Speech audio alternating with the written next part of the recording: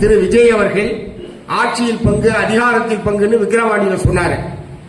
அவர் அப்படி ஒரு ஆஃபரை கொடுத்ததற்கு பிறகும் இதுவரை யாரும் அவர்கிட்ட போய் சேரல. யாரும் போய் சேர்ந்த மாதிரி தெரியல. சில நபர்கள் போயிருக்காங்க, செங்கோட்டையன் என்பவர் போயிருக்கிறாரே தவிர ஒரு கட்சி, அரசியல் கட்சிகள் என்கிற முறையில் யாரும் அவரிடத்துல போய் சேரல. ஏன்னா அவரை பொறுத்த வரைக்கும் எல்லாத்துக்குமே என்ன இருக்குன்னா, ஒரு ரூமுக்குள்ள ஒரு யானையை பூட்டி வச்சிருக்கோம்னு வச்சுங்க, ரூமுக்குள்ள ஒரு யானையை பூட்டி வச்சிருக்கோம்னு வச்சுங்க, அந்த யானையை பத்தி யார் வேணாலும் எப்படினாலும் சொல்லலாம். ஆனா யானையை திறந்து விட்டாதான் தெரியும் அது என்ன லட்சணமா இருக்குன்னு. அந்த மாதிரி விஜயை பொறுத்த வரைக்கும் இதுவரைக்கும் அவரு களத்துக்கே வரல.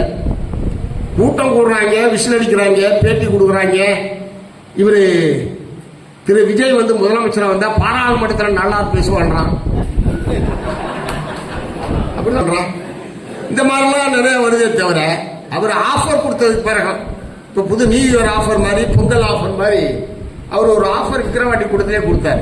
ஆட்சியில் பங்கு அதிகாரத்தில் பங்கு எல்லாரும் வாங்க அப்படின்னு சொன்னதுக்கு பிறகு இது வரைக்கும் யாரும் போகல. ஏன்னா அவரை பொறுத்த வரைக்கும் அவருக்கு என்ன இருக்குன்னா அவருக்கே தெரியாது. முதல்ல இது பூரா ஓட்டு போடுவாங்களா, அவங்களுக்கு பூரா முதல்ல ஓட்டு இருக்கா? ஏன்னா இங்க இருக்கிறவங்க எல்லாத்துக்கும் ஓட்டு இருக்கா? முதல்ல உங்களுக்கு எல்லாம் ஓட்டு இருக்கா? பாத்துட்டீங்களா? செக் பண்ணிட்டீங்களா இல்லையா?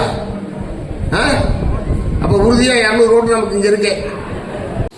அப்ப ஒழுங்கா செய்யாம இப்ப இவ்வளவு பெரிய எண்ணிக்கை வந்து எல்லாரும் குய்ய முடியும் நம்ம எல்லாம் சத்தம் போட்டதுக்கு பிறகு காணாமல் போனவர்களை கண்டுபிடிக்கிற வேலையை இப்ப தேர்தல் ஆணையம் பண்ணிட்டு இருக்குது. அரசியல் கட்சிகள் அந்த வேலையை செஞ்சுட்டு இருக்காங்க.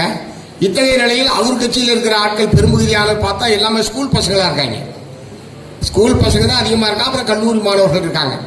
அதனால அதுல எவ்வளவு பேத்துக்கு ஓட்டு இருக்கு, ஓட்டு இல்ல, பூரா போடுவானா போட மாட்டானா, இப்படி பெரும் குழப்பத்தில் இருக்கிறதுனால என்னன்னு தெரியல. யாருமே அவருடைய அழைப்பை ஏற்று ஒரு கட்சி கூட இது வரைக்கும் போகல. இத்தகைய நிலையில் ஒரு வலுவான அணியாக தமிழகத்தில் 2017-18 ஆண்டு துவங்கி கடந்த 9 ஆண்டுகளுக்கு மேலாக தொடர்ச்சியாக இருக்கக்கூடிய ஒரு வலுவான அணி என்று பார்த்தால் திராவிட முன்னேற்ற கழகத்தின் தலைமையிலான மதச்சார்பற்ற ஜனநாயக முற்போக்கு கூட்டணி என்பதுதான் ஒரு வலுவான அணியாக இன்றைய சூழ்நிலையில் இருந்து கொண்டிருக்கிறது. இதை விட வலுவான வேறொரு அணி உருவாவதற்கான வாய்ப்பு இதற்கு பிறகு இருக்கிற மாதிரி தெரியல. அதாவது இவங்க சொல்ற மாதிரி பல பேர் போய் டிடிவி தினகரன், சசிகலா அல்லது ஓபிஎஸ் இவங்க பூரா போய் இபிஎஸோட சேர்ந்தாலும் அது ஏற்கனவே இருக்கிற அதிமுக தவிர புதிய கட்சி ஒன்றும் கிடையாது. பல்வேறு கோஷ்டிகளா இருக்காங்க. கோஷ்டியை பூரா ஒன்று சேர்க்கிற வேலை நடக்குது. அதனால எப்படினாலும் அதிமுக தானே தவிர புதுசாக ஒரு கட்சி என்கிற கணக்கிலே அதை சேர்த்துக் கொள்ள முடியாது.